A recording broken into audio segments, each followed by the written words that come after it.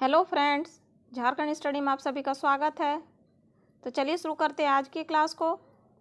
आज की क्लास में हम लोग झारखंड में विभिन्न जनजातियों की शासन व्यवस्था से संबंधित प्रश्नोत्तरों को देखेंगे, जो झारखंड के सभी परीक्षाओं के लिए बहुत ही इम्पोर्टेंट है।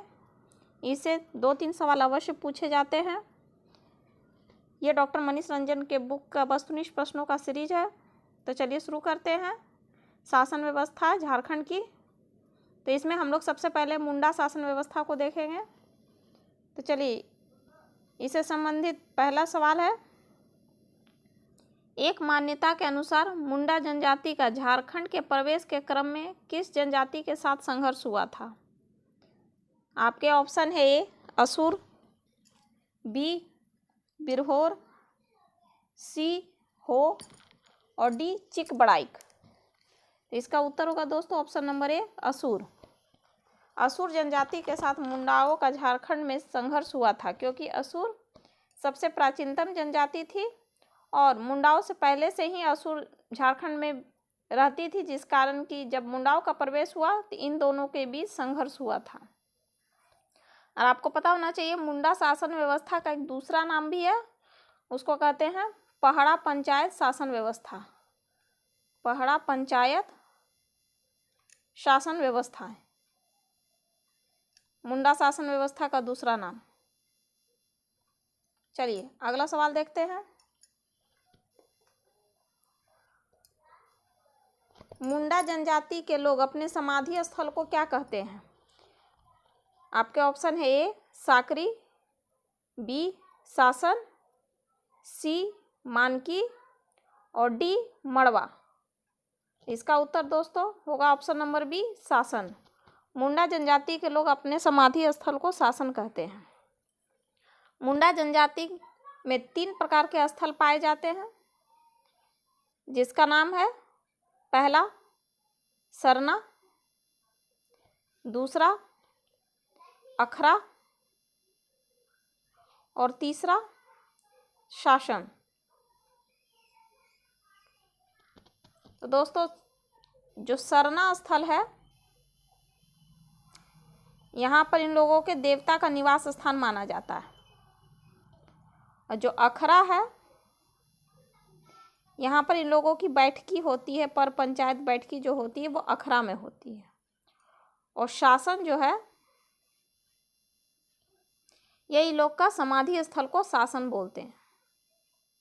और समाधि स्थल में एक पत्थर का शिला रख दिया जाता है, उस पत्थर के शिले को शासनदिरी कहते हैं। इससे सवाल पूछा जाता है कि मुंडा जनजाति में जैसे समाधि स्थल को या बैठकी को किस नाम से जाना जाता है या शासनदिरी किसे कहते हैं, तो इसे याद करना अत्यंत आवश्यक है। चलिए अगला सवाल देखते हैं। मुंडा जनजाति में खूंट का तात्पर्य क्या है?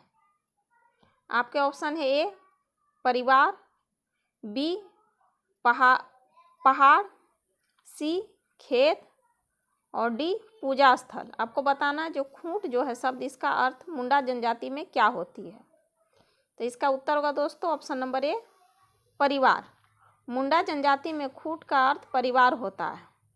और मुंडा जनजाति के लोग जब झारखंड में आए थे, तो उन्होंने जो जंगल को काट करके खेती युक्त जमीन बनाया, उसे खुटकट्टी जमीन के नाम से जाना जाता है।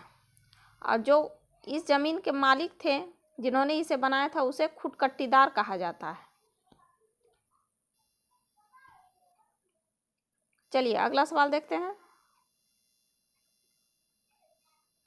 मुंडा समुदाय में गांवों के समूह को क्या कहा जाता है? आपके ऑप्शन है ए जतरा, बी पहड़ा, सी अखरा और डी सरना। तो इसका उत्तर दोस्तों ऑप्शन नंबर बी होगा पहड़ा। मुंडा जनजाति में जो गांवों का समूह है, उसको अखरा के नाम पहड़ा के नाम से जाना जाता है। मुंडा जनजाति का जो पंचायत का प्रमुख होता है दोस्तों, उसे मुंडा के नाम से जाना जाता है। और गांव का जो पंचायत है, उसको पट्टी कहते हैं। और पट्टी का जो प्रमुख होता है वो मानकी होते हैं।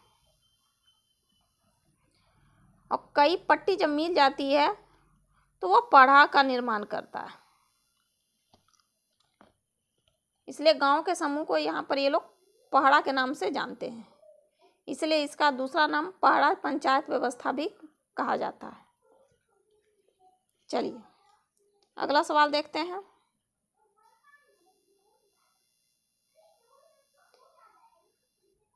निम्न में से कौन मुंडा शासन व्यवस्था में प्रशासनिक अधिकारी नहीं होता है? Option A Pandey, option B Mahato, option C कर्ता, ऑप्शन डी लाल।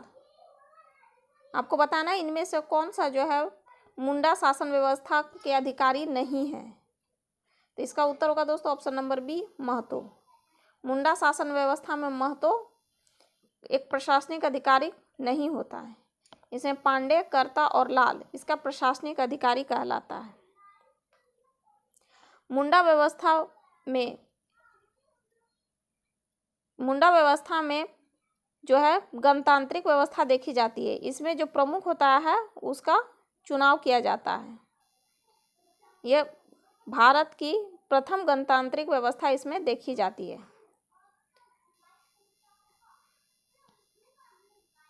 चलिए आगे देखते हैं। मानकी किस जनजाति समुदाय की प्रशासनिक व्यवस्था का अंग है? आपको बताना है जो मानकी है किस जनजाति समुदाय का एक प्रशासनिक व्यवस्था का अंग है। आपके ऑप्शन है ए संथाल, बी हो, सी मुंडा और डी उरांव। तो इसका उत्तर होगा दोस्तों ऑप्शन नंबर सी मुंडा। मुंडा जनजाति में जो जनजाति समुदाय की जो प्रशासनिक व्यवस्था है का अंग मुंडा है। मानकी जो है मुंडा जनजाति की प्रशासनिक व्यवस्था है, इसलिए इसका नाम मुंडा मानकी शासन, पूरा नाम इसे मुंडा मानकी शासन व्यवस्था भी कहा जाता है। और इसमें जो है मुंडाओं का जो युवा गृह है,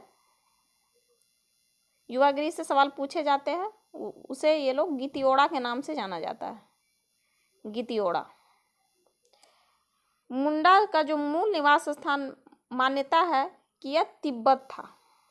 मुंडा लोग मान्यता है कि तिब्बत से आए थे। दूसरा मान्यता है कि यह भारत के दक्षिण पश्चिम क्षेत्र से मध्य प्रदेश में पहले आए, फिर मध्य प्रदेश से ये लोग झारखंड में आए। और झारखंड की एकमात्र जनजाति है जो कि सिर्फ झारखंड में पाई जाती है, वह है मुंडा जनजाति। यह और कहीं नहीं पाई जाती है। चलिए अगला सवाल देखते हैं नागवंशी शासन व्यवस्था से। प्रथम शताब्दी ईस्वी अर्थात 64वीं ईस्वी में मुंडाओं की राज व्यवस्था किसे हस्तांतरित हुई? अर्थात मुंडाओं ने अपना जो राज व्यवस्था है वह इनमें से किसे प्रदान की? आपका ऑप्शन है ए चेरों को, बी नागवंशियों को, सी ढोकलो सोहर को और डी उरांव को। इसका उत्तर होगा ऑप्शन नंबर बी नागवंशियों को। मुंडाओं ने अपनी राज व्यवस्था नागवंशियों को हस्तांतरित की थी। मुंडाओं का जो अंतिम राजा था ऋषा मुंडा, इन्होंने नागवंशियों को अपनी राज व्यवस्था को हस्तांतरित कर दिया था। इसके बाद नागवंशी शासन व्यवस्था प्रारंभ हुई थी। चलिए अगला सवाल है नागवंशी राजाओं ने किसे कर वसूलने का आदेश दिया था? आपके ऑप्शन है ए खूंटकट्टीदार, बी जमींदार, सी भूइहर और डी मनसबदार। आपको बताना जो नागवंशी राजा जो थे उन्होंने कर वसूलने के लिए किसे आदेश दिया था? इनमें से कौन था जिसे कर वसूलने का आदेश नागवंशी राजाओं ने दिया था? आपके ऑप्शन है ए खुटकट्टीदार, बी जमींदार, सी भूइहर और डी मनसबदार। तो इसका उत्तर होगा दोस्तों ऑप्शन नंबर सी भूइहर। वास्तव में नागवंशी राजाओं अपने प्रजा से कर नहीं लेती थी, परंतु जब झारखंड में मुगलों का आगमन हुआ तो वह नागवंशियों से कर लेना, जिसे नजराना के रूप में प्रस्तुत किया जाता था, नागवंशी राजा से लेने लगे। परंतु यह नियमित नहीं था। लेकिन जब अंग्रेजों का प्रवेश झारखंड में हुआ तो यह नागवंशियों से नियमित कर वसूलने लगे। चूँकि यह लोग अपनी प्रजा से कर नहीं लेते थे, इस कारण वह नहीं दे पाते थे, जिसके कारण उन पर अत्याचार होता था। इस कारण ये अपने प्रजा से कर वसूलने के लिए मजबूर हो गए और कर वसूलने के लिए इन्होंने भूंइहर नाम के अधिकारी को नियुक्त किया, जो नागवंशी प्रजा से कर वसूल कर नागवंशी राजा को देती थी और नागवंशी राजा इसे अंग्रेजों को प्रदान करती थी। चलिए अगला सवाल देखते हैं। अगला सवाल है 1616 ईस्वी में कर ना दे पाने के कारण किस राजा को ग्वालियर किले में कैद कर दिया गया था? आपके ऑप्शन है ए दुर्जनसाल, बी फनी मुकुट राय, सी मणि मुकुट राय और डी हेमंत राय। इसका उत्तर होगा दोस्तों ऑप्शन नंबर ए दुर्जनसाल। दुर्जनसाल नागवंशी राजा थे, जिसे ग्वालियर के किले में कैद करके जहांगीर के द्वारा इसे कैद किया गया था और इसे ग्वालियर के किले में कैद करके रखा गया था। अगला सवाल देखते हैं।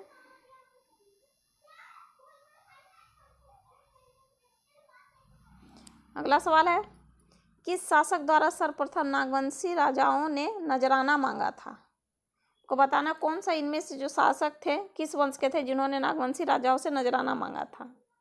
आपके ऑप्शन है ए मुगल, बी मराठा, सी अंग्रेज, डी पाल। इसका उत्तर होगा दोस्तों ऑप्शन नंबर ए मुगल। सर्वप्रथम मुगल वंश के जो राजा थे उन्होंने नागवंशी राजाओं से नजराना या कर मांगना शुरू किया था। चलिए, और इसमें एक सवाल पूछा जाता है नागवंशी शासन व्यवस्था में कि नागवंशियों का प्रथम राजा कौन था? तो वह था दोस्तों फनी मुकुट राय। नागवंशी का प्रथम शासक फनी मुकुट राय थे।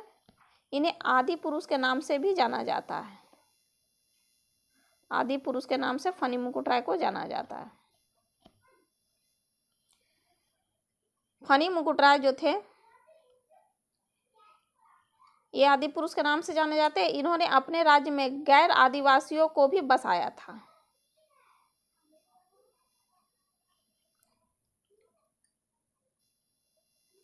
चलिए अगला सवाल देखते हैं मांझी शासन व्यवस्था से।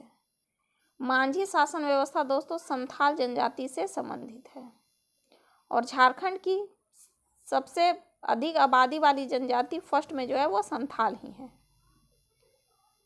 संथाल की आबादी झारखंड में सबसे ज़्यादा है। तो चलिए देखते हैं सवालों को। मांझी शासन व्यवस्था किस जनजाति से संबंधित है? आपके ऑप्शन है ए खड़िया, बी बिरहोर, सी बिरजिया और डी संथाल। इसका उत्तर होगा दोस्तों option number D Santhal. Manjhi शासन व्यवस्था संथाल जनजाति से संबंधित है और जो गांव का प्रमुख होता है उसे मांझी के नाम से ही जाना जाता है। चलिए अगला सवाल देखते हैं। संथालों में मांझी शासन व्यवस्था किस जनजाति से प्राप्त की थी? आपको बताना है जो मांझी शासन व्यवस्था है यह संथाल जनजाति किस जनजाति से प्राप्त किए थे? आपके ऑप्शन है ए सौरिया पहाड़िया, बी असुर, सी बिरहोर और डी बिरजिया। तो आपके उत्तर होगा दोस्तों ऑप्शन नंबर ए सौरिया पहाड़िया। जो संथाल जनजाति है यह मांझी शासन व्यवस्था है सौरिया पहाड़िया से प्राप्त किया था। संथाल जो है वो पहले बंगाल के वीरभूम जिले में रहते थे।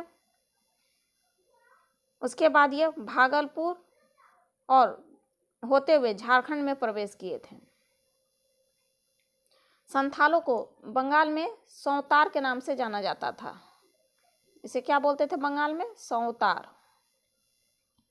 चलिए अगला सवाल देखते हैं। मांझी शासन व्यवस्था में ग्राम पंचायत द्वारा निम्न में से किस विषय पर निर्णय नहीं लिया जाता है? को बताना ये इन चारों में से कौन सा ऐसा विषय है जिसे मांझी शासन व्यवस्था में निर्णय नहीं लिया जाता है? आपके ऑप्शन है ए यौन अपराध, बी चोरी, सी तलाक और डी हत्या। इसका उत्तर होगा दोस्तों ऑप्शन नंबर डी हत्या। मांझी शासन व्यवस्था में हत्या के विषय में निर्णय नहीं दिया जाता है। चलिए अगला सवाल देखते हैं। मांझी शासन व्यवस्था में कौन मांझी की सहायता नहीं करता है? मांझी का सहायता इनमें से कौन नहीं करता, ये आपको बताना है। आपके ऑप्शन है ए गिरी, बी लाल, सी कोतवाल और डी भंडारी। तो इसका उत्तर होगा दोस्तों लाल, ऑप्शन नंबर बी लाल। लाल जो है मांझी शासन व्यवस्था में सहायता नहीं करता है। गिरी, कोतवाल और भंडारी सहायता करता है, और भंडारी को गुड़ैत के नाम से भी जाना जाता है। चलिए अगला सवाल देखते हैं। मांझी शासन व्यवस्था में 70 से 80 गांव के प्रधान को क्या कहते हैं? आपको बताना है 70 से 80 गांव का जो प्रधान होता है उसे मांझी शासन व्यवस्था में किस नाम से जाना जाता है? आपके ऑप्शन है ए नायके, बी सरदार, सी भंडारी और डी गौड़ैत। इसका उत्तर दोस्तों ऑप्शन नंबर बी होगा सरदार। 70 से 80 गांव के जो प्रमुख होते हैं उसे सरदार के नाम से जाना जाते हैं, और गांव का प्रमुख को मांझी के नाम से जाना जाता है, और धार्मिक प्रमुख जो होता है दोस्तों उसे नायके के नाम से जाना जाता है। जो धार्मिक प्रमुख होता है, जो पूजा पाठ कराता है, उसे नायके के नाम से जाना जाता है, और जो मांझी की सहायता करता है उसे जोग मांझी कहते हैं। और जब गांव में मांझी उपस्थित नहीं होता है तो इसका कार्य को कौन देखता है? तो वो प्रमाणिक देखता है।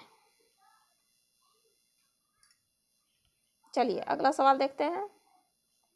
संथाल समुदाय में श्रम एवं विवाह के अवसर पर किसकी सलाह को महत्वपूर्ण माना जाता है?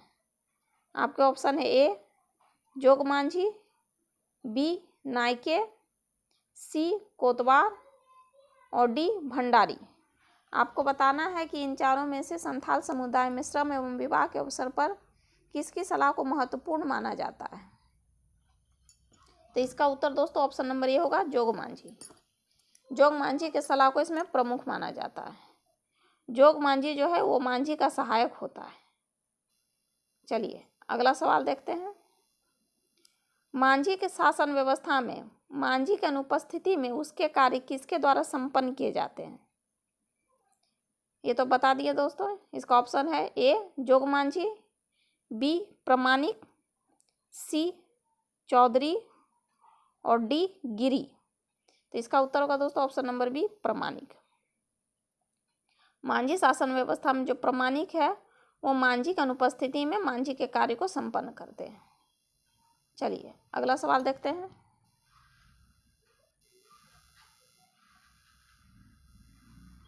अगला सवाल है संथाल समुदाय में भक्तों प्रजा शब्द किसके लिए प्रयोग किया जाता है? आपको बताना भक्तों प्रजा जो शब्द है किसके लिए संथाल समुदाय में प्रयोग किया जाता है? आपके ऑप्शन है ए पुजारी, बी वरिष्ठ सज्जन, सी दूसरे गांव के से आए लोग और डी इनमें से कोई नहीं। तो इसका उत्तर होगा ऑप्शन नंबर बी वरिष्ठ सज्जन। जब गांव में कोई झगड़ा होता है तो झगड़े को सुलझाने के लिए जो वरिष्ठ सज्जन है उसको बुलाया जाता है, उसे ही भक्तों प्रजा के नाम से जाना जाता है। अगला सवाल देखते हैं। कितने गांवों को मिलाकर एक परगना बनता है? अर्थात संथाल के कितने गांवों को मिलाकर एक परगना बनता है? आपके ऑप्शन है ए 5 से 10, बी 8 से 13, सी 10 से 15 और बी 15 से 20। तो इसका उत्तर दोस्तों ऑप्शन नंबर डी होगा 15 से 20 जो गांव है उसको मिलाकर एक परगना बनता है, और इसके जो प्रमुख होते हैं 15 से 20 गांव के उसको परगनेत कहते हैं। परगना के प्रमुख परगनेत। चलिए अगला सवाल देखते हैं। बिटलाहा, ये जो बिटलाहा है ये किस जनजाति समाज का सबसे कठोर दंड है? आपके ऑप्शन है ए मुंडा, बी खड़िया, सी संथाल और डी गौड़। इसका उत्तर होगा दोस्तों ऑप्शन नंबर सी संथाल। बिटलाहा जो है यह संथाल समाज का सबसे कठोर दंड है। बिटलाहा को सामाजिक बहिष्कार माना जाता है। जब कोई यौन अपराध का दोषी पाया जाता है तो समाज को शुद्धिकरण के लिए तो उसे बिटलाहा सजा दिया जाता है। इसे सामाजिक बहिष्कार भी कहते हैं। तो चलिए दोस्तों, ये हमारा अंतिम सवाल था। आज का सेशन यहीं समाप्त करते हैं। धन्यवाद।